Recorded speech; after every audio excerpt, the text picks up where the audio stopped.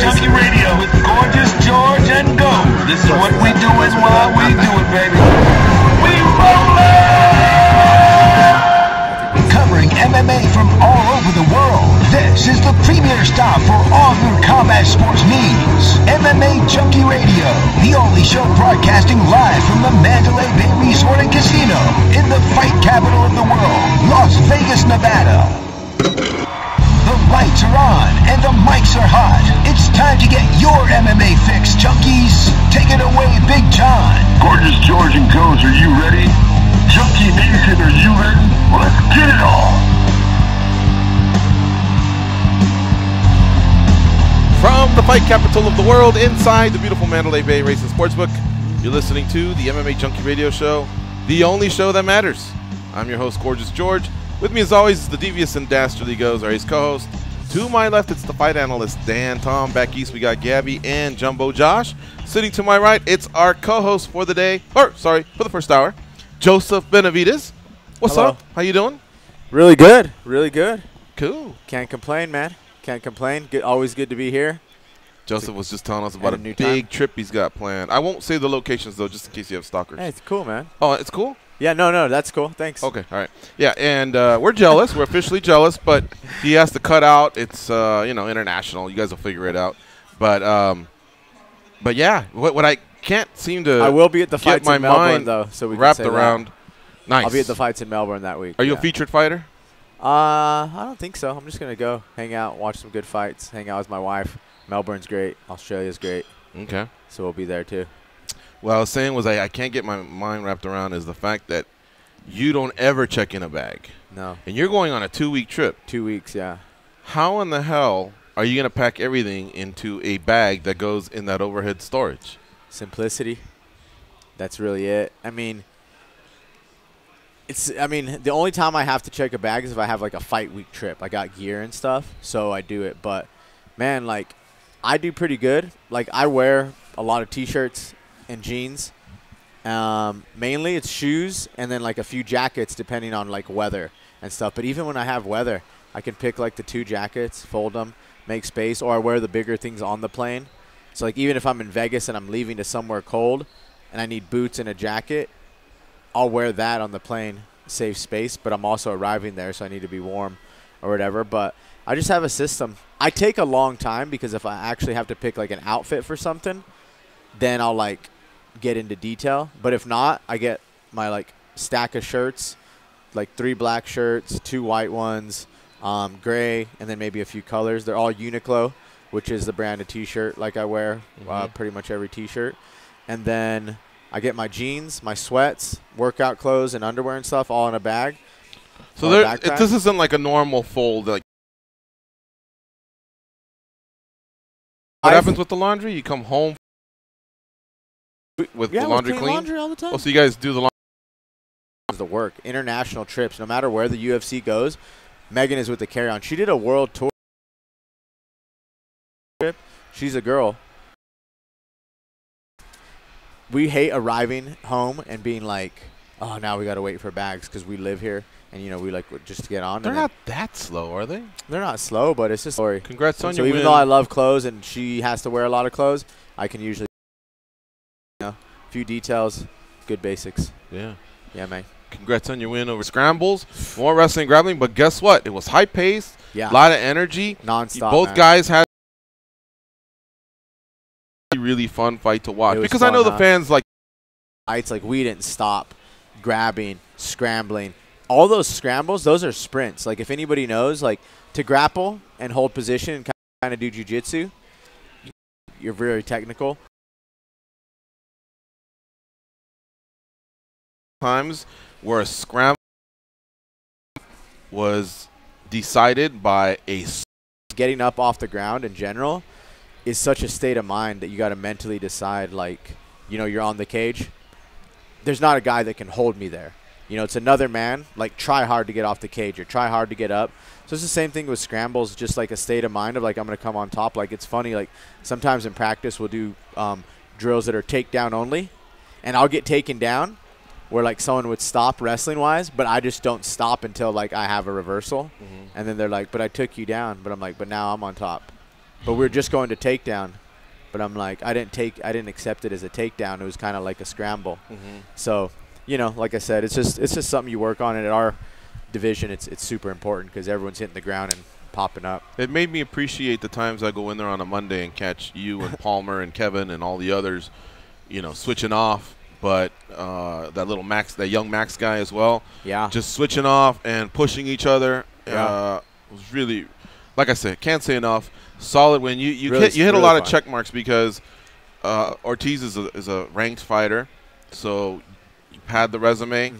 You won on the same card that the champion of flyweight won, so your timeline works out. Beautiful time. You had a nice call out that the UFC grabbed. You retweeted, you know, and you got vocal as well. Getting things popping. He also was pushing. Hey, 125 doesn't need to go anywhere, and I love it. So I thought I thought the flyweights were on display. We shined that night. You did, man. For sure.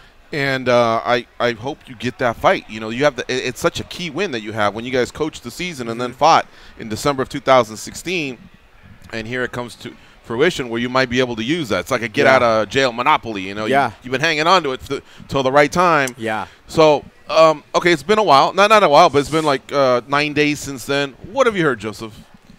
Nothing as far as that goes.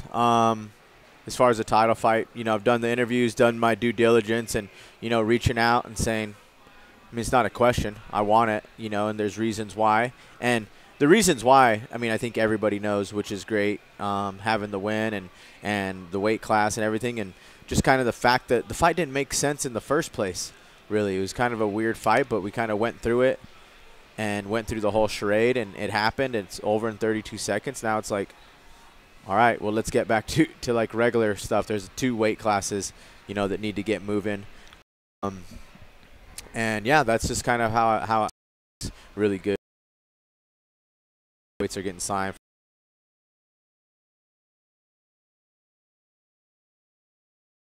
Did you say for me? Got booked. Yeah, that was huge. Yeah, a lot of things I feel like since the beginning have stopped, you know, and the questions are always going to be there. But I'm like,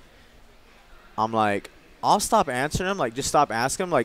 Like I love what you guys did. Like, what's next? You deserve the title shot next. Like, that's a regular weight class. That's what we're doing here. You know what I mean? Like, it's not about like, oh, when's this, when's that. It's just like, who's next? Who's next after that? What about this fight? Normal weight class. So, yeah, everything's going really good. But I haven't heard anything as far as me getting the title shot next. Did you run into the matchmaker or Dana White himself and just, even if it was just a look across like you threw me when you lost that split decision to Dominic Cruz? I'll never forget it at Palms. You just looked at me from like 50 feet away and you just kind of like you threw your hands up, and I knew what you were saying was like, how'd you score? You know, and I said, I think I said like split. Yeah. I had it 48-47. Oh, what a wild. But anyway, did you happen to just even look at him and go, yo, man? I didn't really get to see anybody after. Playa? I didn't really get to see bosses after. More did my interviews, hoping they'd hear it. Gave, you know, threw old Mix Maynard a text and told my manager to get on it. So we're doing that, doing what we have to do as far as getting a title shot. I mean, it really makes – it's the only thing that makes sense. It's solid. You know, getting things going on. You know, I think a lot of it is going to have to do, funny enough, you know, how fights are. You're always this and that, especially when you're combining 2 weight classes. There's so many moving parts. But I think one of the moving parts happens this weekend with Marlon. You know, Marlon winning and TJ having a viable contender at bantamweight, which he already was, you know. I think this match with him and Asuncao is kind of a side effect of these super fights. Like, they don't need to fight. You could have gave Marlon the shot, but now he's having like a rematch. Or Asuncao. Yeah, exactly. They're 1-1. Yeah, and exactly. And it's like, this is kind of a side effect. It's like both of these guys would be like, one's going to win and one's going to fight for the title, but you kind of had both these guys on deck at bantamweight. You know, one guy's 1-1 with TJ, the other guy's on a tear. So, like, one guy wins, you know, say Marlon and TJ fight, Asuncao has a story to fight both of them, you know, having a win over one and 1-1 with the other. You know, so this is kind of a side effect of just like, well, we have to put 2 contenders because the division's being held up because TJ's going over here. So that's what I mean by not making sense. So them doing it all over again is going to be crazy. So either of those guys can win, you know, call their shot like I did, and then there's viable contenders, just like weight classes happen. Like, that's what we do in the sport. You fight in a weight class, you defend your belt. Like I said, this whole Conor became a champ, and everyone kind of wants to do it, and it sounds fun, but nothing ever good came out of it. It's literally, to feed, like, get on the list of double champions or whatever, but no one goes and defends. Exactly. Some people just are like, you know what, I did it. I'm not going to fight there again. Yeah, they all say pre-fight, oh, yeah, I plan on staying busy and defending that. No, you don't. The only one that's ever done it, I still got to give him credit, is David Branch in the WSOF, now PFL. Yeah. He won them both and defended on both. Yeah. He may have even defended one. Yeah. Tip of the hat to that guy. Yeah. But, all right, let me do one more. It's a two-parter, and then the guys can chime in. I'm just chomping at the bit. I love having jiu-jitsu on the show. This is real stuff, man. Like, did Henry misquote and say, even Joseph wanted me to win, or he said something like that? Even Joseph Benavidez is saying, hey, we're pulling for. He said Hume and Demetrius were. He said Joseph. And, of course, I thought, well, I'm pretty sure Joseph and TJ are still cool, but I don't know. I mean, because if you did clarify and if you didn't, like, I guess – where are you in Dillashaw with that? No, he was right. Henry was right. Like, I was 100%, rooting for him. It was more like the whole division was. Like, there was so much more that laid on it than, like, this person. Like, you never wish anyone, like, oh, hope he loses or hope this happens or hope someone, like, if you don't typically, like, know a guy, you're not like, I really hope he loses. Like, you just think someone's going to win or you don't. But with this one, there was so many other moving parts and dynamics that went into it that, like, Henry was representing a lot of something that I built and represented in the division. You know what I mean? Like, he was really fighting for that. So that's bigger than anything. Like, me and TJ, to clarify that, like, we're not, like, tight anymore. We don't, like, really talk. We don't train together, we trained together. I remember there was a Sacramento connection and a Denver connection, so that threw me off. But all right. Like, adults in general, it's like, you see people at work or whatever, and it's like you're friends at work, but you don't, like, go do a ton of stuff or anything. So it's like, even in Sacramento, like, when I saw these guys every single day, man, like, we'd go to lunch every day. We'd hang out every day because that's, like, we're together every day. But I don't train there anymore. So it's like me and guys text, hey, good luck, this and that. You know what I mean? So similar stuff. But Henry, I didn't actually see him and get to tell him that before. But I saw some of his corner, and, we were in an elevator or something. You got to say something. I was like, hey, I'm rooting for you guys. Funny enough, with everything that me and Henry have gone to, it's like you kind of have to, like, get on his side for his last two fights, because that flip-flops everything in the division, gets things rolling. Actually, professionally, really good for me, So I'm just kind of like, of all the things me and Henry go through, I find myself rooting for him really, like, the last two fights. Same thing, though, like Demetrius. Like, I didn't want Demetrius. Obviously like Demetrius, like, maybe more than I like Henry. Like, me and Demetrius are more likely to go bowling together than, like, me and Henry. Or to a U2 concert. Or Coldplay. Coldplay. Yeah. Like, we're more likely to do that than me and Henry. But it's still, like, there's this bigger thing. Is it, like, do I, like, love Demetrius as a friend, or do I love, like, myself and all this happening for me professionally, So those were kind of the two situations I was in on the last both fights, and Henry delivered, man. He's on a roll. It's great. So I just love to meet him. Like, I beat him in our first fight. It was an amazing fight, built up great, and we got 3 crazy rounds. Like, when you watch that fight, we didn't stop trying to kill each other the whole time. We're in a small cage. It's a Cejudo fight. Yes. Oh, fuck yeah. That was a violent fight, we just killed each other the whole time. We didn't stop trying to hurt each other. Yeah. And, like, 2 more rounds would have been crazy. You know what I mean? And it's just like, he knows that's what's waiting for him. Like, that was one of the hardest fights of my life. Like, this guy won't stop. We're locked literally in a small cage. This guy won't stop coming after me. I know he feels the same. So, I don't think he's scared of anything, but he knows there's a fight, like a real fight on deck where, Demetrius is an amazing martial artist, and, they had a bit of a point fight. It was really good, really tactical. He knocked out TJ in 32 seconds. He has nothing to lose going to 35. Me and him are going to freaking fight. He knows I'm going to come after him like no one else is going to. So I feel that's the only reason he'd be a little hesitant, aside from obviously wanting to make his little legacy and stuff at another weight. But you already beat the 35-pound champ, man. Let's just keep it rolling. Right. I was interested in the psychology behind rematches. And you're a guy that's been on both sides, where you lost the first fight and now you're getting a rematch that way. And then you've been on the side where you won the first fight and your opponent's getting the rematch. Yeah. Which one is stranger? Because you have to look at it. And I think you were very fair when you were talking about Dustin. You said the guy got a lot better in the second fight. He did.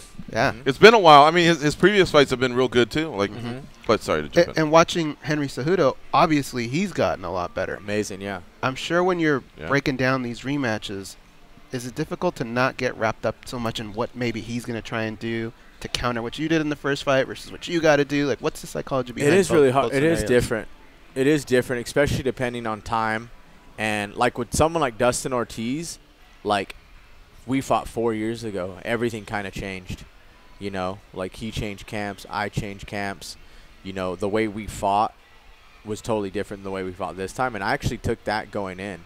I was like, listen, like, I looked at his last fights. I didn't really look at our first fight, basically, to kind of answer your question. I looked at his last fights and my last fights. And we're kind of like, well, how is he going to prepare for me now, looking at my last fights? And how do I prepare for this new Ortiz with 3 wins in a row, 2 being by knockout? And I actually looked at the fight, and I go, last time I hit the guy with 200 and something significant strikes to the head and body. Dude took a beating.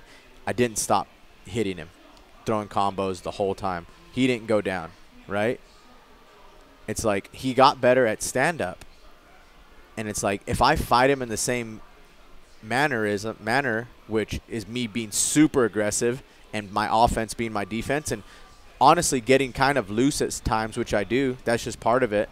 Like, you open yourself up the more you throw, and I throw hundreds of strikes per round. So I looked at it and I was like, his only chance improving in stand-up is me getting loose on the feet and him catching me with something he saw and improved with his great team at CSA and Kyrian and everything.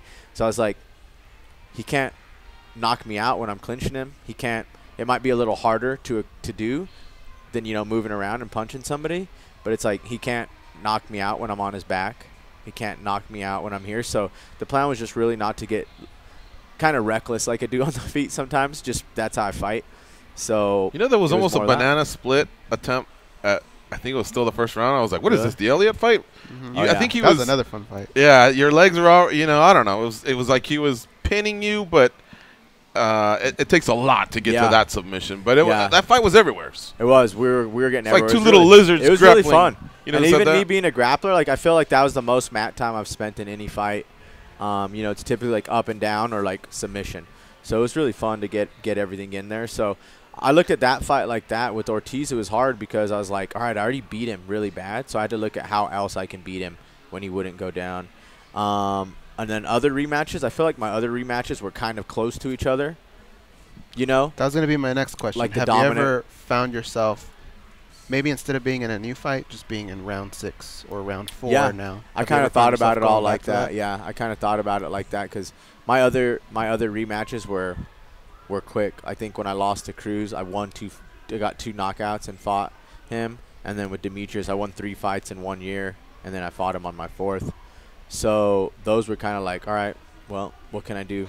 A lot changed. Like, with a fight like this, a lot changed. With a rematch like Cejudo, a lot changed. You know, he's a little bit of a better version of himself as well.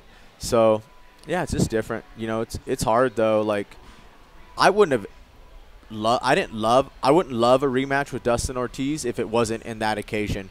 Like, I was basically like, I don't want to be a fill-in. Give me a fight. And then they're like, well, you got Dustin Ortiz. So I'm like, all right, I asked to be on this card to be a replacement, and if this is the fight they have, this is the fight they have. I can't turn it down. But Ortiz isn't necessarily a rematch I wanted. You know, he's gotten better, but he's still ranked, you know, 8 or whatever. And, like, he's tough. You don't need a guy like Ortiz in front of you, like, that won't go down and will never, and who stays chopping, if you guys look at his Instagram. And I like the guy. I respect him a lot, too. So I wouldn't have really, like, love that rematch if it wasn't the situation it was in. So it was a good night. We did it. You know, I think every flyweight fought on the card shine. Me, Dustin. I mean, me, you know, Cejudo and Dustin even, you know, I think gained a lot of fans and showed how much he improved as well. So it was a good night. So in this situation with Cejudo, that fight wasn't that long ago. Does this feel more like round 4 or Cejudo Benavidez 2? That would feel like Cejudo Benavidez 2. Yeah. And it was 2 years ago, roughly, you know, December, and now we're in January, even though it's 16 and 19. But so much has happened since then. You know, I went through a whole ACL injury, 3 fights since. I think he has 4 fights since. and like he's just the events that have happened. You know, winning the title, you know, beating TJ. It would feel like Benavidez Cejudo too, honestly. It's funny. There's a ton of parallels going on right now, and you guys are hitting on all of them. So I'll add to it as best I can. But I agree with you in short as far as the super fight talk and how it's affected both divisions. You know, as far as in this age, everybody's trying to do it now, and you're right. What benefits are we really seeing it? Yeah. Who's really defending it? And when they are defending it, it's more like picking and choosing, and you really can't blame them. But it's almost like this illustrious effect where like, well, I can't fight down now. I got to go for a more money-making fight. You kind of see that attitude.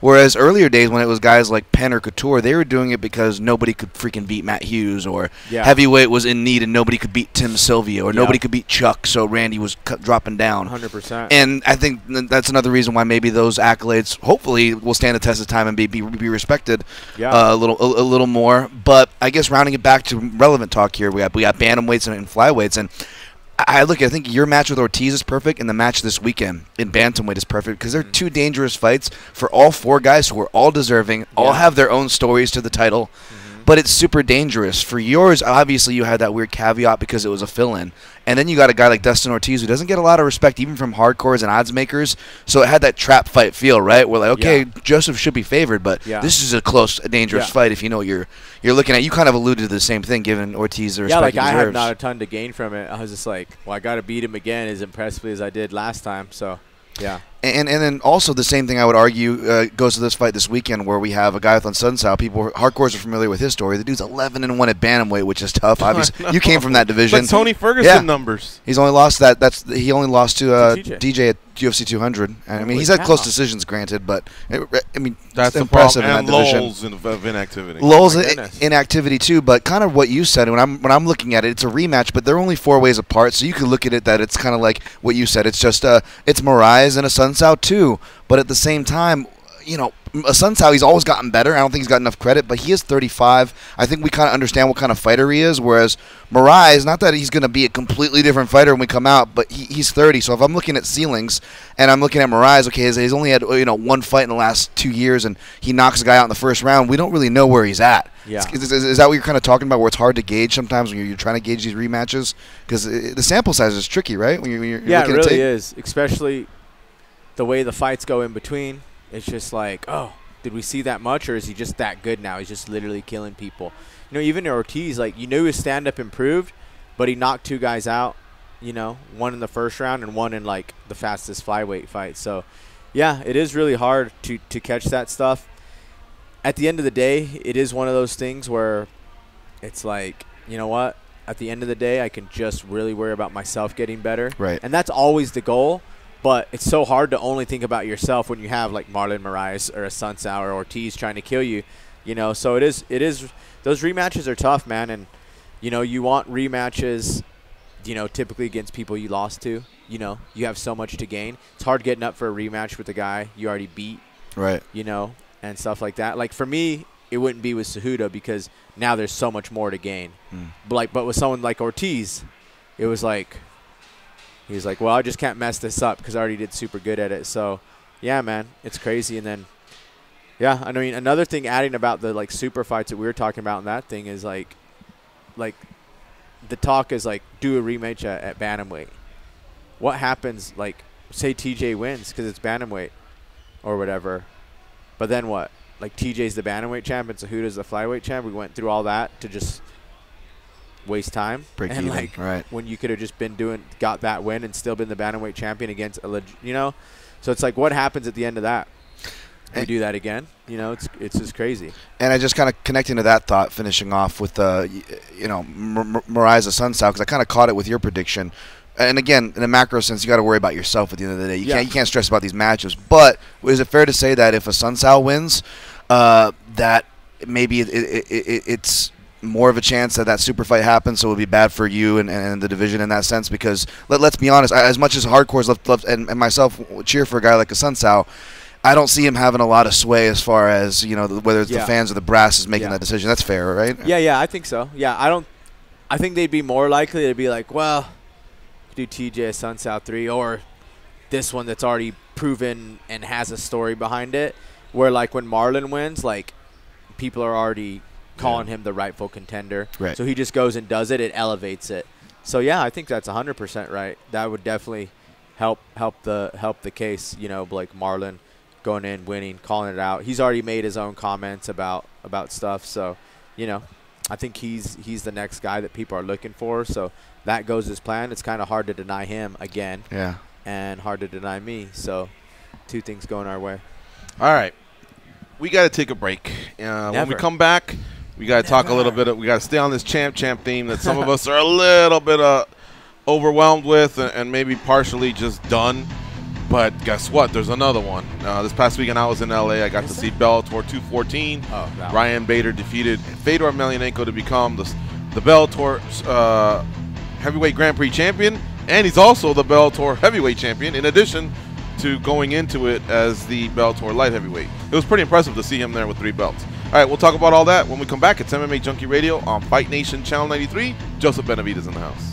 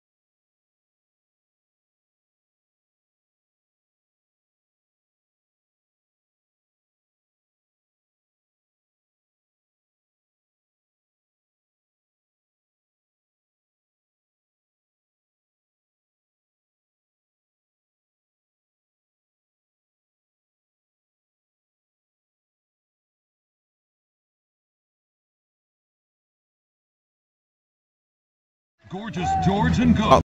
The action of Super Bowl 53 on Fantasy Sports Radio every morning from 7 to 11 Eastern.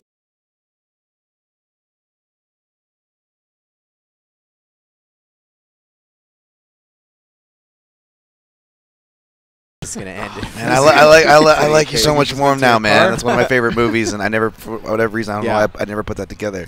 Oh, now it makes so much sense. It builds so hard. Oh, like bad. he just sees it, and he just like goes in the car. It's like loading his gun, walking in the party, and then by the end, it's just like, oh, it's amazing. William H. Macy. There's a guy in Robbie Lawler's corner. I don't know who he is, but he looks just like William H. Macy. I know you know what I'm talking about? Yeah. All right. I was told we have some calls or a call, so let's do it. 877-FIGHT-93 if you want to follow this Yahoo. Who do we got? Marco from Waco. What's up, Marco? Marco from Waco, que pasa, datos and Joey One Kenobi. Hello. Hey, so we watched Bellator this weekend. I watched it on Paramount because I don't have the Sun. The pacing could be a little bit better, man. Oh man, that was so slow. Too many quick finishes, and in between, man, it was dragging, but whatever. Good fight, you know. Bandeja Chuleta was pretty good. Jack Hager. I'm gonna give an eye on old Jack Swagger from WWE. You know, outstanding. He'll be a guest of ours too in about 20 minutes, just so you know. Yeah. I'm gonna follow the guy. You know, he was an outstanding wrestler in Oklahoma State. You know, he got 2 wins against Cain Velasquez back on his collegiate times. Some people might say he was the best wrestler on that card. Him, Adam Pico. Oh man, I got a question for Joey One about Adam Pico. Right after I talk about Bader for a little bit. Ryan Bader looked fantastic. You know, champ now. What are we gonna do with him? I mean, if they're still with him, probably find Justin Ram, or Czech Congo or somebody like that. I mean, that's the one thing about Bellator is they lack depth in their divisions, man. As good as Ryan Bader is, and I'm happy for him, he's going to renegotiate and get the money, Ryan, because he deserves it. And not too many freaking contenders is there. I like heavyweight for him. But I got a question for Joey. Man, Adam Pico, huge prospect, love the kid, super talented. But I think Bellator is not doing him a favor by rushing him so fast against a 16-3 guy that basically, you know, 2 losses, 2 knockouts, man. What do you do with Pico now? How do you just build him back up? I mean, you're trying to fast track into the championship, and now he's taking like 4 steps back after this knockout. What do we do? Your opinion, Joey One. Peace out. All right, thanks, Marco, for the call. What do we do with what? We speak Aaron Pico. With Pico? Aaron Pico lost, and he's asking your opinion. On Pico? Yeah, he said. Oh, Pico's. You know, are they rushing him too fast? He just went in there against the guy that's 16-3 in Henry Corrales. Yeah. And this is the second loss early in his career. He's very young, but when he comes back, like because of his popularity and the, you know, they're probably paying him pretty decently. Yeah. What do? Do you fast track him again, or is it a slow build up? What are your thoughts? Maybe he's asking you to put on your promoter / matchmaker hat. I think give him somebody. Maybe not with like a debuter or like a hell no. You know, one of those guys but maybe someone with the same fights as him, like maybe another prospect that isn't as hyped. Mm-hmm. You know, not like a 16-3 style veteran or someone to go up there and a possible contender for the title again, but somebody around there, somebody that looks good at 4-2, 4-1, 3-1 even. Something like that, you know, someone still starting, but that looks legit. So that's what I would look for. Mm-hmm. You know, someone where you can't be like, oh, you're just giving him this guy, but it's like, look, they have the same fights, and this guy looks like he could be a good prospect too. And then if he is, you know, and he wins, he is. If not, you know, Pico continues his rise. Well, this question was actually asked of Aaron at the press conference, and we have a little bit of audio to play about it. Can you play that, Josh, please? I have to sit down with my family and figure out do we take lesser opponents? Okay, give me lesser opponents, because there's gonna be a hefty hospital bill, because I will really fucking hurt somebody bad. That's really not that's for me personally. They always ask, I'll hurt somebody that's 1 in the same record as me, 4-1. I will literally hurt them But that's okay. If I need to do that and take, five fights and guys that are the same records, give me the same guys. Now give me the guys that are my record. Watch what happens. It's not going to be. There you have it. That's kind of an honest answer. Look, he boxed Golden Gloves for about 3 years. He's got a wrestling pedigree that I would have to politely disagree. Maybe that he was the best wrestler on that card, or that Swagger, Jack Swagger, or just because Aaron actually was like that close to being Olympian. Crazy international stuff. Yeah. But anyway, he brings a good point. It's just it's a puzzle that Bellator will have to solve. Like, do we tee him up to just serve up a couple other fighters, or do we just bring him back and risk it? That's the thing about MMA is ruthless, man. It's cutthroat. And that's why Assunção and Moraes have to fight. You know what I mean? That's why two big name contenders sometimes have to fight. It's the most confusing thing for me. But regardless, another fun fact about Aaron Pico: you and him share a birthday. Did you know that? Do we really? Yeah, you do. That's awesome. Yeah. All right. Look, Ryan Bader did defeat Fedor Emelianenko, and Henry Corrales did defeat Aaron Pico, and Jack Hager, who will be a guest of ours in about 15 minutes, he did defeat J.W. Kaiser in some other fights that we want to talk about, but we're going to reshuffle the deck a little bit.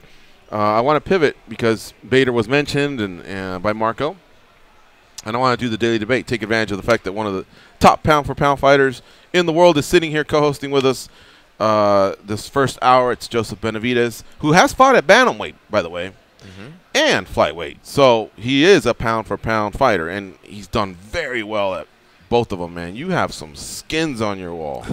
When you go back to like Jeff Curran, Miguel Torres, Fabiano, exactly. It's wild stuff. You did a lot of crazy stuff at 35 before. Eddie Wineland used to be a defending WEC champion. I mean, all these guys that I mentioned, Miguel Torres, same thing. Benavidez, he mixed it up with them. Then he dropped down. They did the four-man tournament. He took out another champion there, Uniam, I think his name was, the Shudo guy. Yeah.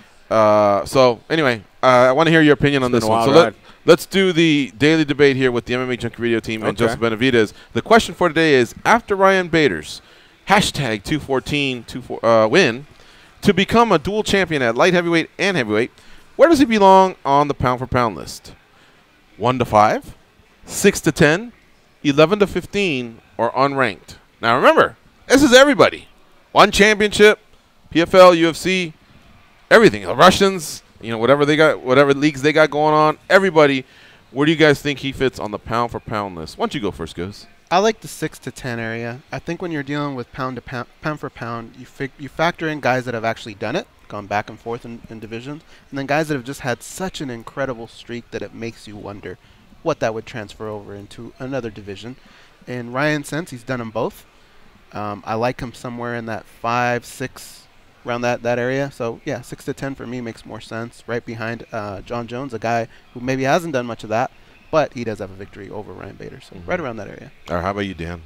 Man, I hate to go right after that because that's pretty much my answer. I want to try to be argue 1 through 5, but I would have him right at 6. George, you can contest me here, but like in my mind, pound for pound, I've got Cormier and Jones right at the top. Obviously, don't want to rank those guys, which is what we here. Beat DJ. Say what you will about classes. He has of 2017, so in about a month we're knocking on a year and a half without a win. And again, Cejudo has won since then. That said, Cejudo also has some losses, including the man sitting at our panel here, and he didn't have to go through as much of a rank like we talked about with super fights in this day and age. Bader, he had to go world champions, a pound for pound great in John Jones, and the only two guys who didn't get world champions were title challengers who were destroyers in Glover Teixeira and Anthony Johnson. Ryan Bader has beat everybody else, including the greatest of all time in many people's eyes, Fedor Emelianenko, and again, doing it at 2 weights. Now, how long does he hold it and where will that stand? That's another argument, but as of right now, I wouldn't be mad if he put Bader in 5. That he's somewhere around thing and giving well, you know what? Now that's Cejudo's go through content. You know what I mean? Like, you never you know, Cormier, great double champion. Obviously had his track record already at heavyweight, but he didn't like, you know what? I'm going to go through all these current contenders. I mean, most recently,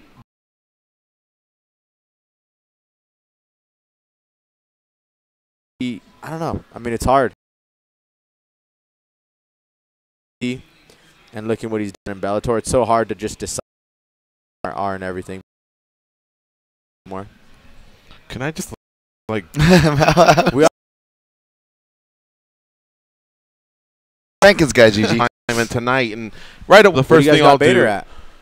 Currently, what's he there? Before what happened this past weekend, he was already at 13. Oh wow! Yeah, so he's going up. Yeah, so right behind GSP, you know, and I think he's going to eclipse him because GSP hasn't even done anything since beating Bisping, which was impressive, and GSP prior to that was a monster. Back to the sniping point. Yeah, and then Stipe Miocic, you know, he's coming off a loss. He was only a guy that competed at one weight class, so he couldn't say, hey, the guy did it at this weight and that weight, which is something Bader can. So I see him just continuously passing him up. Ferguson's got outstanding numbers, but, you know, again, a guy that's only done it his high level. There might be some welterweight or other stuff in early Ferguson years.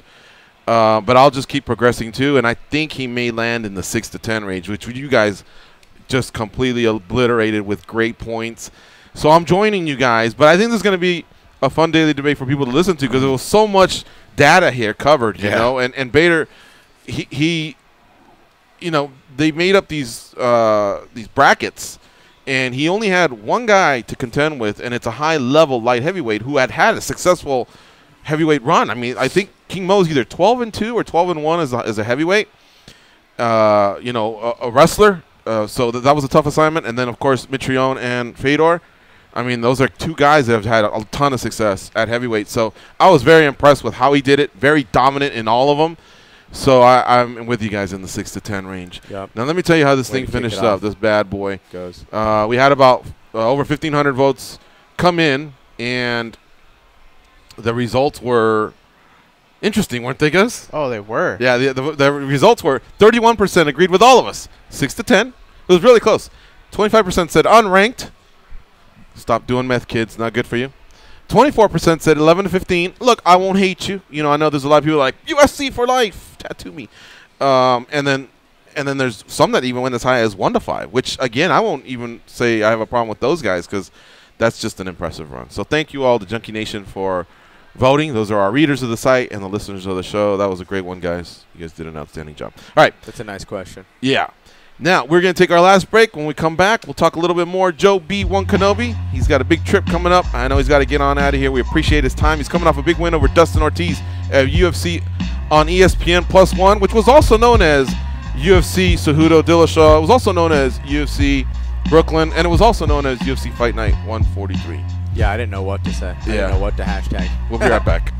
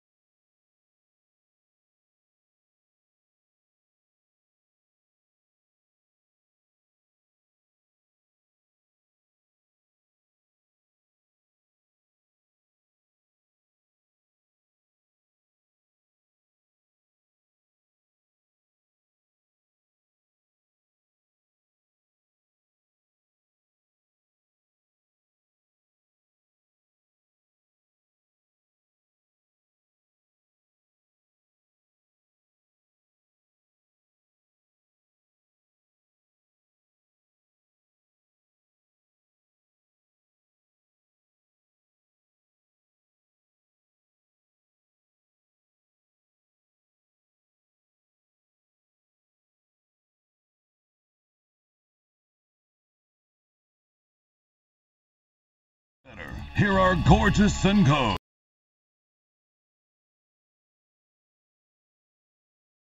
It's me and Who's that? You and Richard Ramirez? No, Robert De Niro. Robert De Niro? When did he wear his hair from like Raging that? Bull. Oh, Raging you Bull went is old in the kitchen, school. and then that's a Raging Bull background as well. Does anyone offend him? Nice. Because I was pretty sure some Yeah, of it that's is me. him. Yeah. I even did a video with me with my face on Marlon Brando, Don Corleone, and you can make video. And I was just like, like stuff like that. But that's a face swap. My wife hates that picture.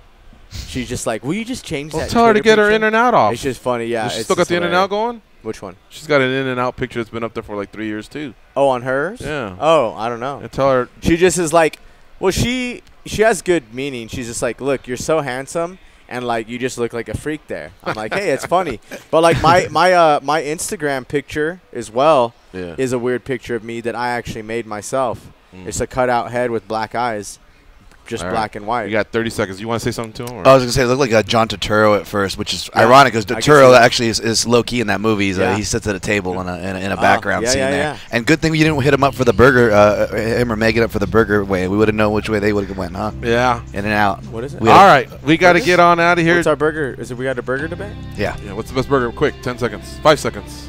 I mean, In and Out for the money. All right. Hey, man, sorry to rush you off, but you're actually leaving us. So. Yeah, I'm all sorry. Right. Jack Hager coming up next. We'll be right back on MMA Junkie Radio. I love you guys.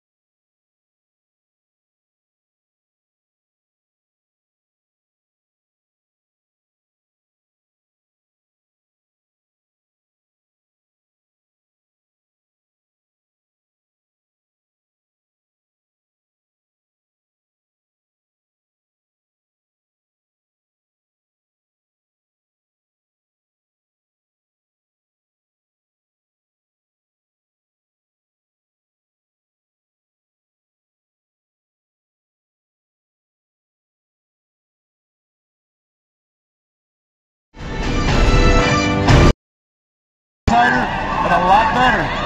You'll be able to sink that hip down. There's hands all over.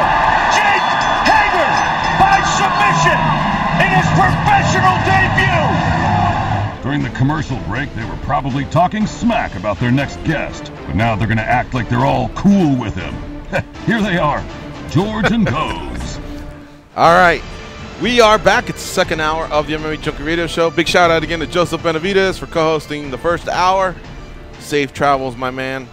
All right, and there's nothing to talk smack about our next guest. Even if we wanted to have a little fun and be lighthearted, I was there. I was at the forum in Inglewood, California, and when I saw Jake Hager walking out, I thought, well, let's see what he's got, in this world of ours, the MMA world. I knew, of course, he's got a wrestling background. He's an All-American, but still, it was dominant. Like, it was really, really dominant. It was impressive. He cannot be in the same sentence as CM Punk or James Toney. You know what I mean? Somebody coming from another sport or anything like that, another discipline, to see what they got in this sport. No. If anybody didn't know who he was, which I don't know how, he's a very popular pro wrestler, you would have thought, oh, wow, that's a guy that got in there and got the job done. Very, very solid. It's a very, very impressive win for Jake Hager, and he joins us now on the MMA Junkie Radio Show. What's up, Jake? How you doing? Oh, man, I'm doing great. Thanks for that introduction. I really appreciate it. Well, there's some hardcore fans in there. We'll call them junkies because that's what we are, MMA junkies, in the audience. But there's a lot of casuals there who are just seeing, somebody making their debut versus, another fighter with the, same levels or whatever, and they're watching.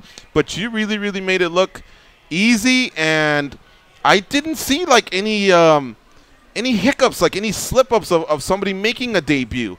And I've seen it from others. It was really, really impressive. And, Now, the ones that didn't know who you were, they went nuts, man. They were popping for you, and I just thought, wow, what an amazing debut. So congrats. Oh, thank you.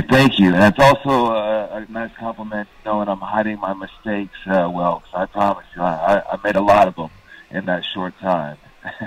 Well, what did you not like about your performance? Oh, I did a good job of getting him up against the cage and pinning him down, and so he can't go anywhere. I needed to move in more safely and keep my head offline better as I'm going in to engage wrestling. So, that's one thing I'll just be honest with myself and I'll work on and address in the future very soon. Mm-hmm.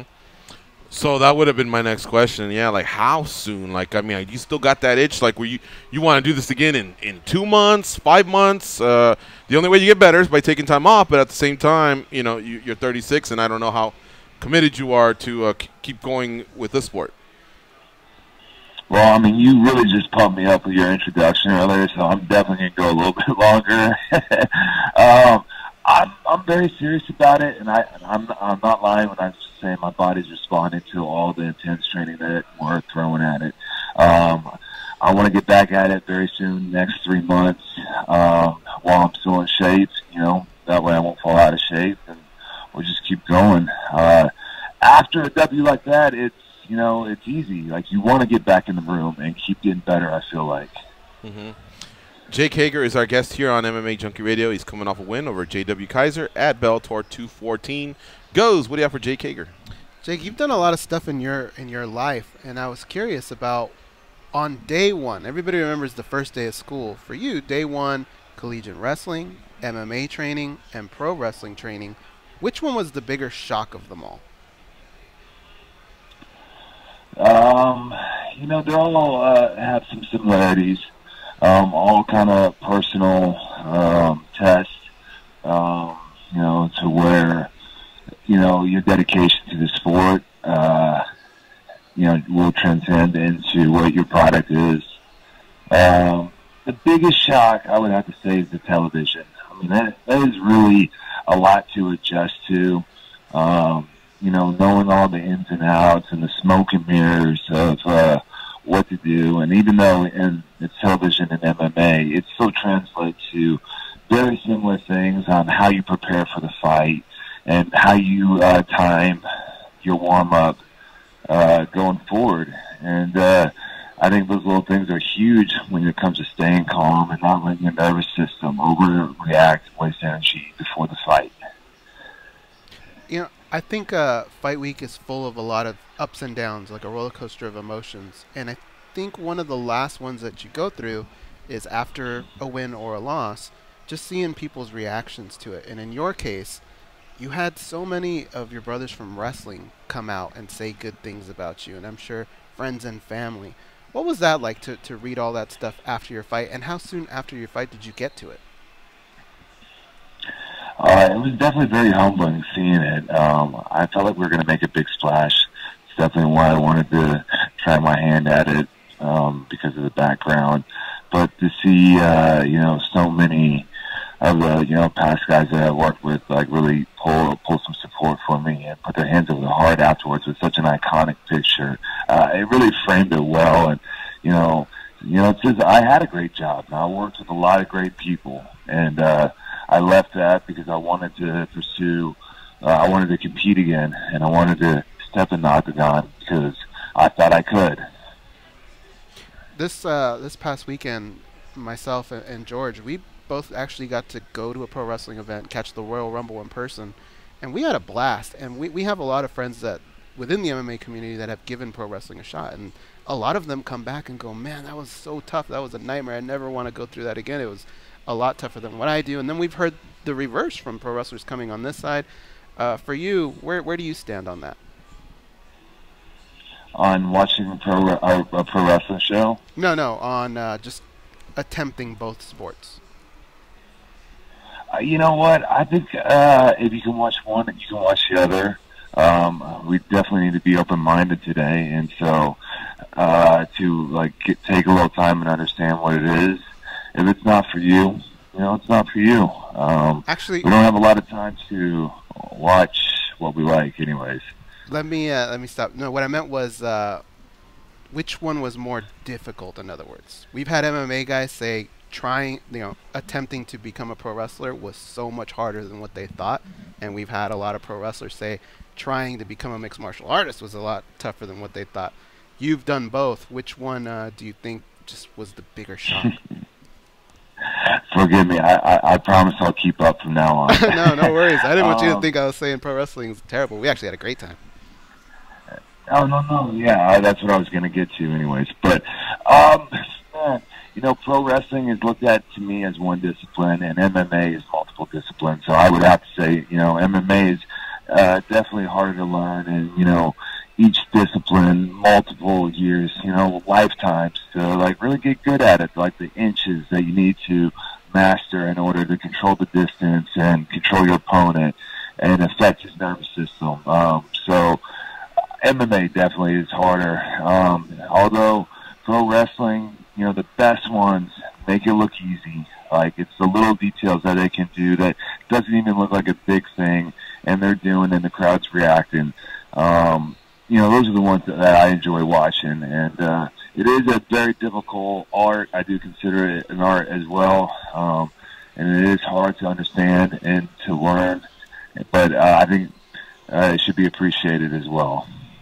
Jake Hager is our guest here on the MMA Junkie Radio Show, coming off a win this past Saturday at Bellator 214. All right, Dan Tom, our fight analyst, what do you have for Jake Hager? Hey, Jake, I was reading up on you, not just for the interview, obviously, but researching last week's card and whatnot. And I read that not only did you do wrestling, and obviously you have your accolades there, but you also played some football. And according to what I read, a gentleman, probably mispronounced the last name, Dusty Dovrasek introduced you to Jim Ross and kind of made that connection there for pro wrestling. So I guess what I'm asking, and you can correct that if that was wrong, of course, but what I'm asking you, as far as the pro wrestling to MMA, was there anybody in particular that either made a connection for you into that world, or maybe was it just a wrestler or catch wrestler, so to speak, that maybe you were kind of inspired by and always planted that seed in your head? What was it? Yeah, it was pretty cool. It was I met him through Dusty Dvorak. He was a third-round draft pick for the Bears out of Oklahoma. And I met him in college, him and Jerry Briscoe, and they always said, finish school, get your degree, and we'll give you a shot at it. And for me at that point, it really was a business opportunity for a young individual as myself to move forward into that era and into that profession. And it turned out to be a good thing. A big, tall wrestler, why aren't you playing basketball? It's like, it's because I'm a wrestler. No, that's awesome. And also, by the way, since we're kind of have that chapter of the history book open, I also read that you were friends with Danny Hodges' grandson. Is that true? And do you have any notable experiences of that? Of course, people that don't know. From wrestling to catch wrestling, that man is held in the highest regard. Well, most of the stuff you do read about me isn't true, except for the time that I pulled over ACDC's tour bus and they flew me to Jamaica with them. That part's true. Wow. Thanks, guys. Thanks. Perry is a very small town. I think all of them were watching the fight. I wanted to say something for sure after the fight to Perry, who just won its 1,000th wrestling deal on the fourth school in the history of the United States competition to do that. So it's pretty proud, pretty impressive of them. But Danny Hodge grew up I grew up, and he was down the street from me, and so I moved there when I was 5 years old. I met Patrick, his grandson, about 7 or 8, in the YMCA program, just local there, and we had guys like Clem Yaki, and Tony Macias, Oklahoma All-Americans, coaching us at a very young age then. So it's to grow up in Perry is I had so many amazing coaches at a young age. You don't even realize it until you look back at it And it's like, wow, these guys were teaching me how to do my first single leg at 8 years old. That's amazing.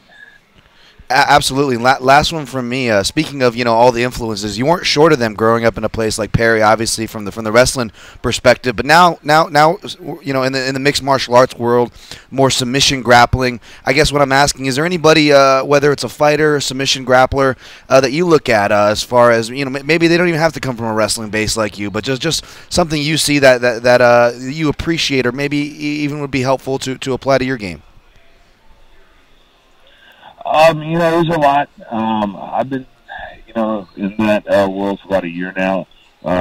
Joey Best is the main guy that I look to, and he is a big Paulson guy. So we look a lot at that. But it's easy for me to relate any of my stuff. So I look at a lot of Ashton stuff and how he uses the cross-body ride to, utilize the opponent, take away the post hand. It's just easier that way.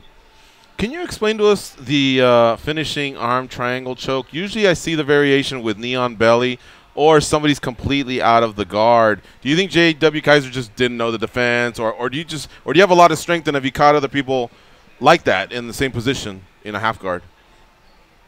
Yeah, I was a little surprised too at where he tapped. Especially when you watch it back. I had both hips up in the air, but, I had just landed a lot of big elbows, so I felt like his blood pressure was just through the roof. And you watch it right there at the end, I really rocket forward to put extra pressure on the neck. He told me afterwards that one more second and he would have been passed out. Damn. All right. So it was a little bit tighter than it looked. I was impressed with I didn't realize how many elbows I threw, but I thought they looked good. But the last one was a transition right into the arm triangle that we had specifically drilled, at the end of every practice. That was part of the game plan. That feeling when you just won, it was very euphoric, very primal. The crowd really popped for you. How do you compare that to the other sports you've played? Does it match them, exceed them? Is it, what did you think of your first win in mixed martial arts, on unarmed combat against somebody else on a huge stage, millions at home, thousands in the arena? Man, it was a huge feeling. Really nothing comparable. And I've won, multiple state championships in front of big crowds, multiple All-Americans, played in front of Division I football games, Rose Bowl. There was really nothing compared to that feeling. Wow. High praise. I wanted to, I really was telling myself, all right, now if you win, go out there, play it cool. I think you've been there before. and I totally lost it. I just felt overwhelmed. My wife said you could just see the relief on my face. And, it was a lot of hard work. And I felt vindicated, making the right choice. And it felt really good to get that first one under my belt. Well, listen, it's really, really fun getting to know you here. And like I said, it was an impressive debut, and I'm sure there was a lot of pressure. You handled it like a champ, and not many could tell that, I guess it was a stressful situation for you, but it all worked out. However, before we depart, man, if you could just give us 2 minutes and just tell us about this AC/DC story, that sounded pretty damn interesting. I don't know if all of our audience has heard that. Oh, come on. I was quoting the movie Super Troopers. I'm sorry. I was trying to be funny. Okay. All right. I missed that. That's why we were kind of hesitant. We were like, wait a minute, is he? Yeah. Okay. Is he parodying? Hey, have you ever done anything close to that, though? I'm sure you've run into your heroes at some point, right? ZZ Top was in the back of the Staples Center one time. Snoop Dogg was in a backstage one time. You can imagine what was going on. Somebody's birthday. So along the line, there's always you meet some cool people, and it's always cool when you meet the down to earth ones, like the ones that are just like you and kind to everyone. Right on. All right. Well, Jake, Thanks for the time here on MMA Junkie Radio, man. We look forward to your next MMA fight, pre and post fight. We'd love to catch up with you. All right, thank you guys. All right, we'll see you. Shout out to Jumbo Josh for lining that one up. Yeah. Cool cat, isn't he? Yeah. Very likable. Yeah, you could tell that. I'm telling you, and to be in pro wrestling, not only do you have to be athletically gifted, a strong individual, athletic individual, but it is really, now you can't just go in there and, with a pair of overalls and a beard and go, I'm this guy or whatever. I mean, you have to have pizzazz, charisma. You have to be able to connect with the audience. Otherwise, see ya. You're not even getting in the door. You know what I mean? And but yeah, you could just tell, that this definitely wasn't his first rodeo as far as an interview. All right. I want to do that then. What's that? Walk into a ring. I'm this guy. Yeah. See what people say. Well, back in the NWA days or whatever, they would just go to like some regional area, and it was just a moose, man. Somebody that was 6'6", 320, and probably had like 3.5 minutes of cardio in him, but they figured, hey, we'll walk him out, do something. He's either going to put someone over or crush someone, and yeah, exactly. Now it's different, man. I mean, I remember, the world's strongest man, Mark Henry? Yeah. One day I'd love to have him on the show, and I'm sure Josh could probably facilitate that. Yeah. He used to get a lot of grief because, from what I heard, I hope he can verify this, because he was such a big dude, the one thing they always knew would help with, there was no, world's strongest man. I mean, we don't need you pressing whatever you're doing. We need you in here and lasting as long as possible, so get your cardio, get your weight right for the travel. It's grueling. It's really, really tough to do it, and it's just a whole other business. But anyway, I really like the guy, and like I say, the forum was on fire on Saturday. I want to talk about that when we come back. We'll slide into some Bellator talk. They kicked off their first show of 2019, and it was really a really good time. And I really want to see if I can tell you guys, if I can put it in my best words, of that Pico Corrales fight. It made the drive worth it. And I did a lot of driving this weekend, but I'll explain that when we come back on MMA Junkie Radio, Fight Nation Channel 93.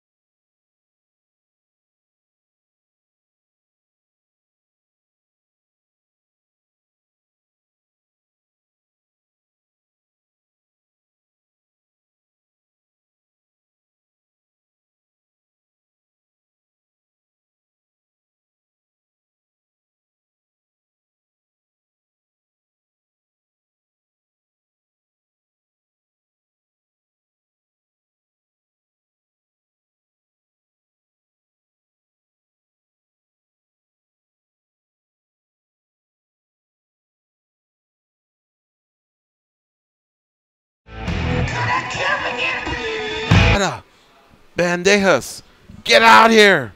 You know what I mean? It's not a pillow fight. Yeah, they got to finish that. So what you're going to get is commercials and a lot of talk, a lot of seasoned professional announcers will tell you, I only use 30% of my stuff. The rest of it just goes to waste. Not really waste, because it's good to have that knowledge. But that's the 70% where you go, well, his mom immigrated from Poland, or whatever. You use that to cover up because these fights are happening so quick. So you got to come a little bit of slack. This would have been even tough, whether on DAZN or UFC Fight Pass, ESPN Plus, whatever.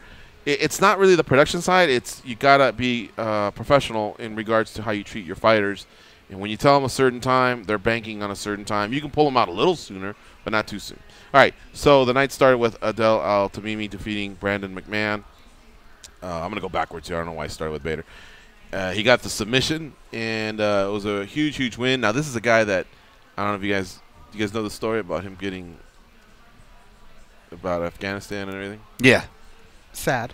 Yeah, all right. So perhaps you can tell, because I just forgot it. Well, doesn't it have to do with his family and all that? He got abducted, and then kidnapped, right? Yeah, he was one of the local forces in there, helping the Marines, and he's like a lifelong martial artist, and so you kind of have all his background in combat, and they have an affiliation with the Marines, and I'm not sure what the mission was, but they got taken, and it wasn't just like his best friend, but also his cousin was in the mix, and they both got pretty much executed in front of them, like those execution videos where they saw the head off, and you had to watch that happen, and then it was his turn, and like a movie, that guy's kicking the door, the Marines kicking the door, right at the moment, yeah, and then save him. And since then, he just obviously feels like he owes his life to the Marines because his life was worthy enough saving, and just dedicates his life to helping them. That's how he got in contact with Bellator through their MVP program, which is awesome. It is awesome, and they prepackaged the video where they actually told him, you're fighting. Rich Chu came out, the matchmaker, and said, you're going to be fighting for Bellator. So it was a big story, and it was heartwarming, and he went out there and he fought, and he did very, very well. I mean, it was only a minute, so it's hard to say, like, oh, wow, we got ourselves a very talented individual that's going to continue because he's fought before, or whatever. But still, from what we saw, the naked eye, he did his job. I mean, was the card on the military base in Hawaii, was that the first time he publicly told that story? It wasn't on the military base. It was at the Blaisdell Arena, but they invited troops from the military bases there. They showed, during the broadcast, they kind of showed all that, right? I don't know if that's the first time he's ever told it publicly, but I was tripping out at the way he was telling it because that's something that's so horrible to go through, but it seems like he's done a good job of just compartmentalizing. And I was tripping out at just how dialed in he is now, and I thought about MVP and how that probably had a big part to do with the way he was able to just put everything together and even tell a story like that. Yeah, definitely. It was a feel-good moment, a great submission, good on Bellator, all great things. Although I will say, maybe kind of rounding back to Marco's talk, because I don't know about you guys, but I watched it on DAZN. For what that's worth, I've been just going there since I signed up, and I like it. You get to see the in between stuff. You get while they're at commercial, so you actually get to see those kind of awkward, where the medical's recapping when the fight's done. I don't know if you guys caught this or anybody out there, but I think there was a altercation between a commission member and Adel, the fighter, after his win. He was kind of he was trying to get his brother or someone in, a family member, and they were trying to stick to that rule, no, only three, and it almost there was a altercation. I don't know if anybody caught that. It wasn't that big of a deal, obviously, but I did not. But parlaying, and that doesn't spoil the moment or anything, but kind of parlaying back to that viewing experience. I wonder if it felt longer if you were a DAZN watcher or of watching from Paramount, because I'll be honest, guys, I get caught a lot of these Saturdays. That's Saturdays and Sundays are my days get normal people stuff done. So I'm a lot of times I'm in transit for the beginning of the card. So I don't mind if there's a lot of filler. I'm oh, filler, I'll have it on my phone, and I'll be, oh, filler, sweet. I can make it to the gas station and get this knocked out while this is going on. So I didn't mind it. But did you guys get a lot of that filler too, or I know you kind of waited on it, right? I was there, and in the moments in which there wasn't fighting taking place, I had a chance to talk to our, some of the USA Today guys that I was there with, the junkie guys, others that were in attendance from other media outlets, a couple listeners, but I didn't feel it as much. But in other words, I didn't feel it to the point where it got on my nerves, but I understood it's been a while. get this thing going because I want new fans to go, that was cool. What time's the next one start? So I understood it. But, you know,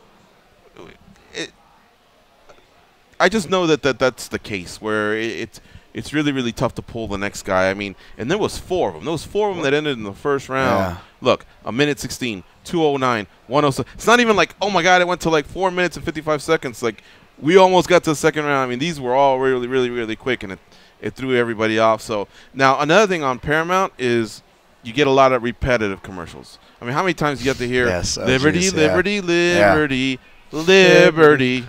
You know, and they drive you nuts, man. It's the same shit over and over and over. And by the way, that one I can't stand. But that's music to their advertisers' ears, right? Hey, we promised we'd play it 4 times, but we got it on 8 times. I mean, maybe, man, but I think that's what just drives you nuts as you're waiting for the next fight. But don't people do stuff in that time? Like, for you guys, isn't that the time that you jump on Twitter and like I'm like doing stuff, so it doesn't bother me as much. But I guess maybe like fans just sit there with their hands folded and. Right, but a fan's going to tweet, and he's only going to have 25 people respond. I mean, media people have thousands, and so there's more interaction. But a fan sitting at home. I'm getting a sandwich or something. I'm always doing stuff in between. Okay, what do you do the next fight? You know, another sandwich? I mean, at some point, it's like, come on already. You now know I washed the dish of what I just did. Yep. Now I'm grabbing a beer.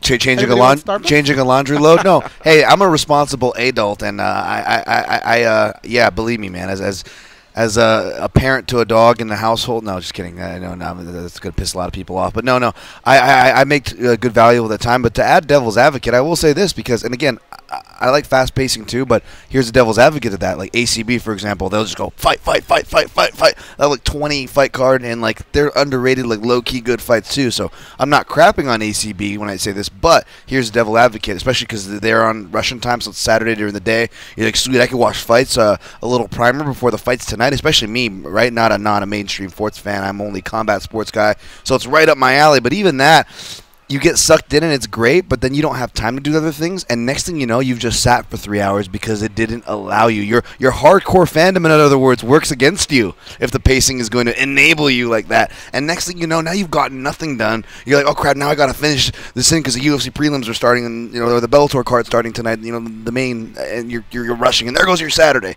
So. You got to be careful what you wish for when you get those fight. Unless you're like Dan from Oregon status. Other than that, you got to be careful what you wish for. Yeah, man. I'm doing laundry. I'm taking a dump. I mean, there's all kinds of stuff you can do in between fights. Yeah, check your Tinder. I know exactly what you're saying, but I think there's just people that sit down and say, this is my event, and they're not moving, and whatever. That's their problem. Juan Archuleta defeated Ricky Bandejas. Decision. This fight, guys, was all over the place. Really, really high pace. And I'll tell you what, the crowd is what helped me enjoy this even more. Bandejas had his posse, or his people, near me, and I'm telling you, Ricky started to turn it on. Like, Archuleta looked really, really good. He looked like he was just going to maul him. He was throwing him around. He was the bigger, stronger guy. When they collided, forces colliding, they just moved in the direction of wherever Juan was going. But Ricky Bandejas started getting a feel for it. He was using his footwork. He was using the whole cage to his benefit. And Juan Archuleta was starting to slow down. And I'm telling you, man, this guy, he probably could have been very competitive, maybe won the fight if it would have been 5 rounds, because it was really, the tide was really, really turning.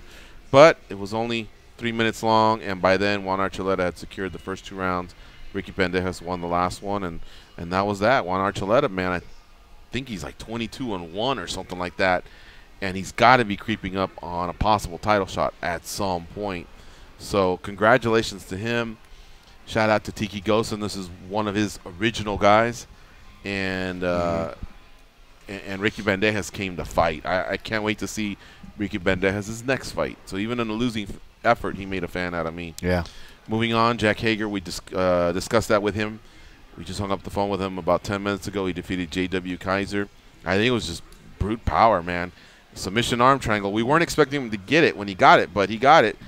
And as he explained to us, he just feels like, a little bit of inexperience, or the fact that Kaiser's heart rate was already up. He didn't really need to go in the traditional positions that you usually see arm triangles finish. But it was very, very impressive. The crowd really popped for him. And now we're like left with Corrales and Pico and Bader and Emelianenko, and by then you could honestly say man, I'm having a blast. You looked around the arena, it was full. They had some spots that you could tell just either weren't for sale or they knew they weren't going to sell. And it reminded me that, I mean, it looked to me like Bellator's just taking that step it needs to take. You know, they're about 10 years in, about 8 to 10 years in their existence. And the UFC 8 to 10 years would have been 2003. That's kind of what I saw Saturday night. Yeah, that type of progress. I think a good measurement of it is if you go back maybe 4 years ago, this type of fight we'd probably see at like the Long Beach Arena, right? Maybe, yeah. Now it's at the Forum. Right. Yeah, definitely. I just want to backtrack and add. I'm glad that you brought that arm triangle choke up. I think that a lot of times, and I probably could ask Jack this as well, but when you have the bigger guy like that, I don't think it was like a fast tap, or I think it was in defense of both guys. You can finish those chokes when it's a thicker guy. If you have a muscly guy or a pudgy and a fat guy, either way, those head and arm chokes they're gonna go off a lot faster. You can finish guys from a side control before you even leap over and have the choke done. If you just have a good squeeze, like a guy like Jake Hager to a guy with extra level in him, like Kaiser. Like a Joe Stevenson could probably do that. Yeah, it actually didn't surprise me, even though Jake was right. His hips were up. He didn't even pass, but it didn't surprise me that he got the tap because when you look at it, it was one of those desperation taps. So you could tell the guy was losing air with kind of the panic that he was tapping with. Right. I think it was more of a panic of losing probably air. Probably an experience thing too. Exactly. Sure. Yeah. I mean, I know that there's a lot of fighters that they just feel their throats, the windpipe getting compressed, and you start to tap, and then you realize after experiencing it over and over and defending it from all the different angles that you see those submissions, the guillotines, people survive them all the time. And how many times do you hear Rogan going, "It's tight, it could be over," and that's not the case. Well, big guys especially because it comes on fast for the reasons of extra mass, and also they're just psychologically they're not used to being in that position. Yeah. So like a newer guy with that experience level, like you said, George, not surprising. All right, so then we get to Henry Corrales and Aaron Pico, and guys, this only took 1 minute and 7 seconds, but I'm telling you, part of me when I was in Vegas on Saturday morning getting ready to leave, part of me was like, what the fuck am I doing? Like, I could be walking the dog, getting a lot of stuff done, being productive, because we had a long week, man, here, with our colonel friend that was in town and just doing other stuff. And I'm driving down there, blasting the music, looking forward to it. Once I get on the road, it's what it is, whatever. But this fight right here made it all worth it. Made all the circles I did around the forum trying to find where media parking was and getting the runaround, and it was a joke. But I get inside, I get to my seat, all this stuff happened, and then these two come out. And then when they started fighting, for one, the crowd was really, really pro Pico because he's an LA kid. But when they started fighting, you could just tell, okay, I see why it's the co-main event. Like, these guys are quick, fast, strong. The exchanges were violent. Pa, pa, pa. They're both throwing, but Pico's getting the better of them. And right away, people were like, "Oh shit, this guy's gonna have a highlight reel finish." They go back and forth, exchange some body shots, some collar ties. It looked like it was gonna be a hockey fight for a second there, and they just start swinging. And all of a sudden, Pico I think he got wobbled once, but he still kept pressing forward. And then boom, he got clipped. Couple follow-ups to boot, and I'm telling you, just seeing him laying there, all stiffened up, and you see Corrales just, running towards the cage. I happen to look over and I see Benson Henderson and John Crouch, that was his team, and some other Corrales backers going berserk, ballistic, man. It was really, really a cool feeling. Now, nothing against Pico. That's not what I'm getting at. If the roles were reversed, I'd be saying the same thing. But I'm almost glad Joseph's not here, because the last time I felt that was when I went to Sacramento and saw Joseph versus Demetrius Johnson. Everybody felt like Joseph Benavidez was probably the best 125-pounder out there when there wasn't a division. Then they went through this tournament, and he wound up losing a split decision. And I don't think Demetrius was the favorite going into that four-man tournament that featured Ian McCall and Uniyama and those two. So when they fought again, everybody thought it's going to be Joseph's night, man. He's the main event. They're in Sacramento. How's he not going to get this? and it was a loud crowd in Sacramento. I mean, super loud, dude. And they had their moments, and then, of course, Demetrius won it quick. And I'm telling you, I don't know how I can describe it, but it's from, like, super loud, and then there's, like, this vortex, or I don't know, man, where it just all the silence is taken out of it, because I think it's everybody gasping at the same time, like 15,000 people gasping. It gets super quiet, and then, of course, it's followed up by a roar.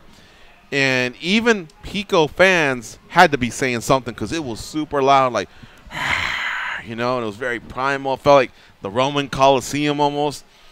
And I remember just thinking, wow, like, I'm a 49-year-old man. I've lived a lot. I've seen a lot of shit, guys. But still, I was like a little kid just going, whoa. I had to even look around and make sure I wasn't doing anything out of norm, because when you're on press row, you can't be standing up, cheering, high-fiving or anything. But I stood up. I was like, wow, you know. It was something else, man. I mean, those guys exchanged. Rewatch that fight. Share it on social media. Send it to people that are always questioning whether they want to be fans or not, because these guys really, really went at it, man. And Corrales won. Then Corrales gives an awesome post-fight speech. He gives just enough credit to Pico, respect to the man or whatever. But you know what? Who's fucking next is what he kept saying. That was his thing.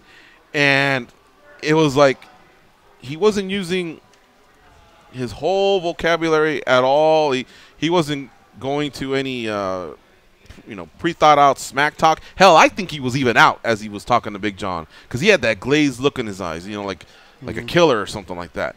And he really was wondering who was next. But you could tell when Big John goes, "Hey, this is where you got caught, and this is where this is what you did to him."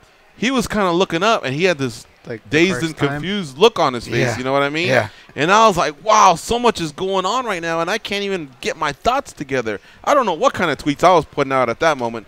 But I'm telling you, man, as a fight fan, it doesn't get any better than those types of fights. And sometimes a quick one like that is just what you need. And then other times you want those epic fights that go the distance as well, or there's a late stoppage or whatever. But I'm telling you, man, Bellator, it was a really, really good night for them, because at that point we're only at the co-main, and I think everybody had felt like, wow, I got my money's worth. I'm having a blast. I can't wait for when's the next Bellator? You know what I mean? And that's what you want as a promotion. But before I go on, I want to know, what were your guys' thoughts when you saw that? Because Twitter was blowing up. You could give a lot of people props for this, right? We'll start with Corrales. A lot of people counted him out in that fight. He came out, he did what he needed to do, and like you said afterwards, even the post-fight speech delivered, his team jumping around. I mean, it was just an all-around great night for him. And he was down for a moment, right? He came back. Yeah. Showed a lot of guts. Aaron Pico, in a loss, showed that he's a good person that's going to learn from it. Yeah. I love all the things he said in the post-fight presser. The last guy I want to give props in this equation. Thank you, guys. So I'll accept those right now. I'm going to give Big John McCarthy props in the way that he called the fight. He kind of almost called that ending sequence. If you listen to it, as soon as Pico hurt Corrales, he said he doesn't want to rush in too much because that's where he can get into issues. And sure enough, those counter hooks, right? Those counter hooks that you're taught when sometimes you're just fight or flight. You know, you'll see a lot of people resort to the fact that they can just throw some hooks just to get someone to really what you want to do is survive and get someone to back off and get your bearing straight. But in that process, when somebody's coming in, guess what you're catching them on? You're catching them right on the chin. It was just, like you said, it's the fight that you would want to share with people. You're right about that forecasting, or foreboding, if you will, by Big John. It reminded me of Orlovsky Sylvia too, actually. You know, I remember catching the first one in a hotel room, and Orlovsky, one of the first guys I caught on to in the sport, and I was like, you see him drop back for the heel hook or whatever he got Tim with it in the first fight. Like, oh yeah, second one comes around, and I'm like, oh, the Orlovsky, the teeth guy, this guy's gonna F him up. And he hurts him, like, yeah, see what I tell you. And then he rushes in after he hurts him, and then it just was super. That's one of the more dramatic ones, right? I was at that one, too, and it was the same feeling. Same feeling, too. And the crack that Orlovsky gave him was really loud, and then the crowd went nuts, and then all of a sudden things just reversed. Wow. And just to see both corners act the way they do, you know what I mean? You can just tell there's a lot of emotion. I'm glad you brought that up, because that one, Joseph's, the one the other night, I'm telling you, I mean, not to say that's like, oh my God, some moment you just got to be a part of. It's just the ones that seem to stay with me. Yeah, it does. And this one will too, and partly because maybe that post-fight speech mixed with the fact that you're like, oh yeah, that's right, this guy's only lost to badass dudes, and he's never been I didn't pick him, but I did bring up in the breakdown what makes this fight interesting is that Corrales has never been stopped by strikes. The guy had his teeth crushed, held into his mouthpiece against recent title challenger Emmanuel Sanchez, and was still fighting hard, and actually had his best round. It was the 3rd round in that fight, which was crazy considering he had his teeth crushed in. You really got to stop this guy to hurt him, man. That maybe not the most articulate dude, but he didn't need to be. All he had to say was that, and it was so powerful. Done so much talking, all he needed to do was just add to it, just put a little cherry on the sundae. Exactly. All right. So listen, at that point in time, it's a great night of fights, but there was still one more fight, and it was Ryan Bader versus Fedor Emelianenko. Except we're gonna tell you about that when we come back. We got to pay some bills. You're listening to MMA Junkie Radio on Fight Nation Channel 93. Stay close and don't touch that dial.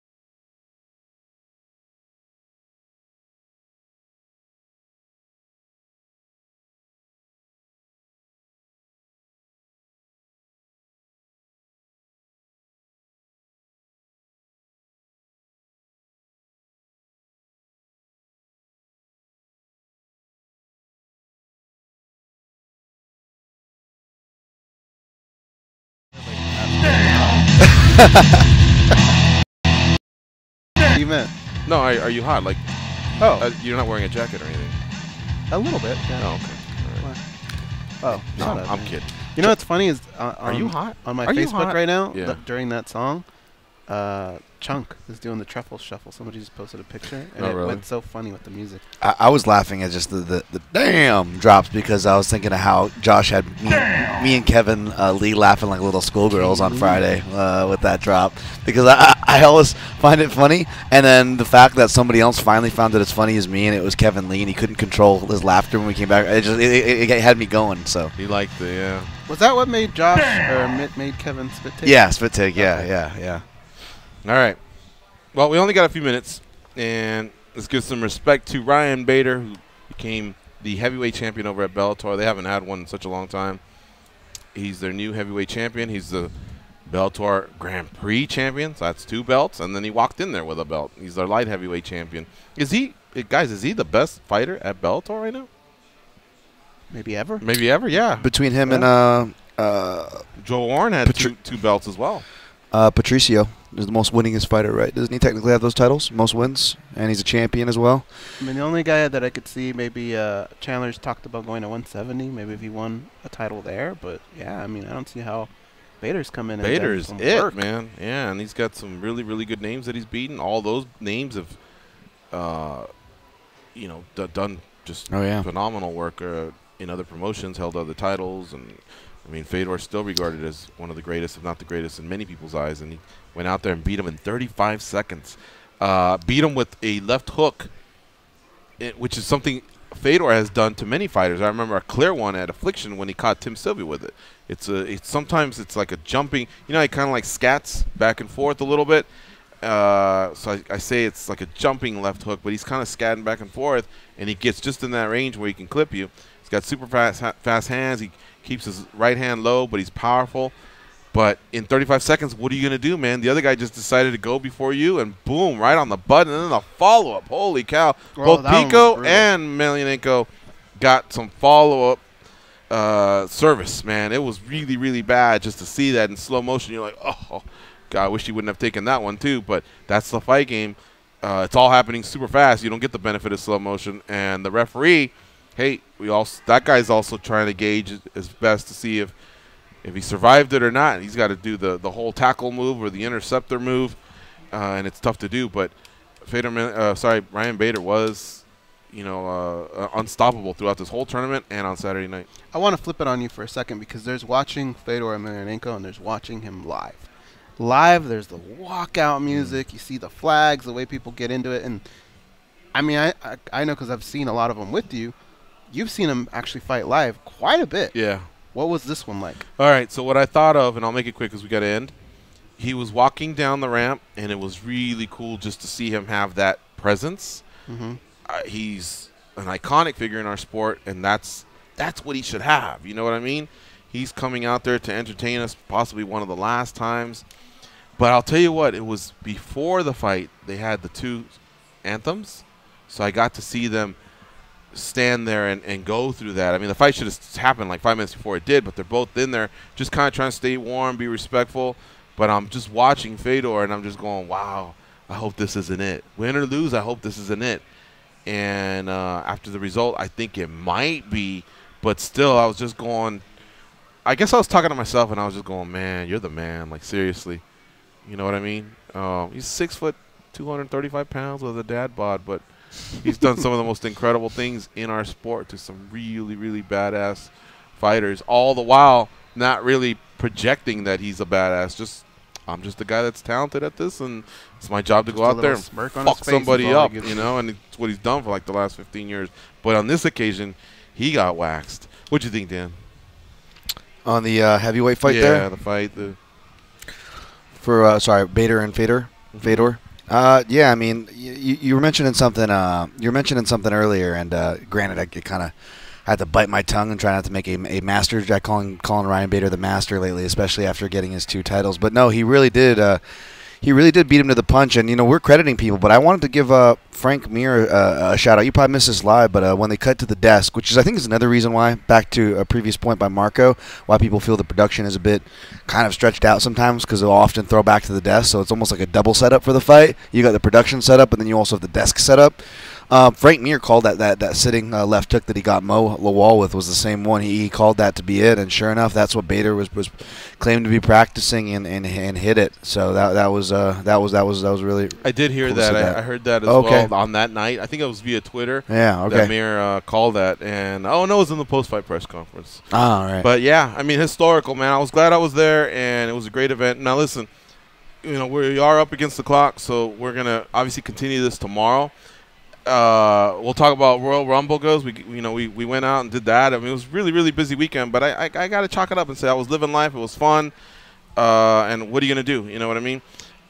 Too many times I just sit at home and don't do shit. But anyway, thanks to Joseph Benavidez and thanks to Jake Hager for their time. Shout out again to Josh for lining up Hager. I got to give a shout out to myself for lining up Joseph Benavidez in studio. How about that? Shout out to Gorgeous George. Tomorrow we'll be joined by Beck Rawlings. She's doing some bare knuckle, and then we got a couple other that are on ice, but they haven't confirmed yet. So we'll leave it at that. Aljamain Sterling will join us Wednesday, by the way. So for Gabby and Josh, Goes and Dan, I'm George. Hope you enjoyed the show. We'll be back tomorrow at 8 Eastern, 5 Pacific with another edition of MMA Junkie Radio. Go out there and be champions.